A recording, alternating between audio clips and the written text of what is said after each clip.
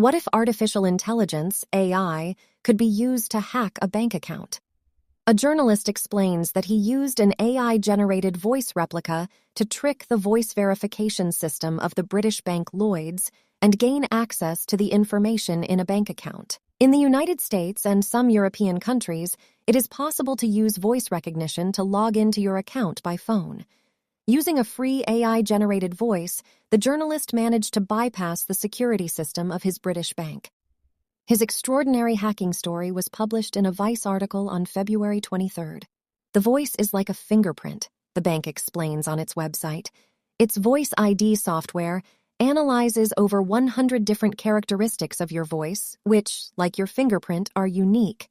For example, the way you use your mouth and vocal cords, your accent, and the speed at which you speak. It even recognizes you when you have a cold or a sore throat. But what about a synthetic copy of a voice? He then called his bank's automated service line. The bank first asked him to explain the reason for his call. He claims to have played his first audio file. Check my balance. The bank then asked him to enter or say his date of birth, which he chose to type into his phone. Then, he was asked to say, "My voice is my password." The journalist then played the second file.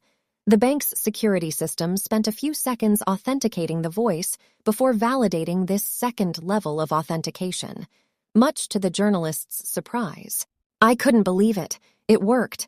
I had used an AI-powered voice replica to access a bank account," he reports incredulously. He was then able to access information about his account, including balances and a list of recent transactions and transfers.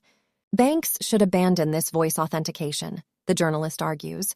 However, while the journalist himself generated his voice using AI, it is possible to replicate voices without interacting with the person in question and without their authorization.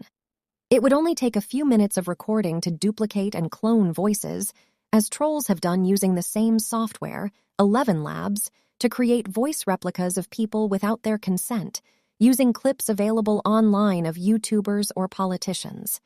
For the journalist, this is proof that banks must completely abandon voice authentication. This view is shared by Rachel Toback, CEO of Social Proof Security, interviewed by Vice.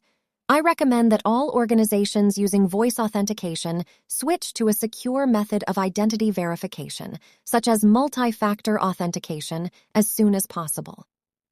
It remains to be seen if this recommendation will be put into effect.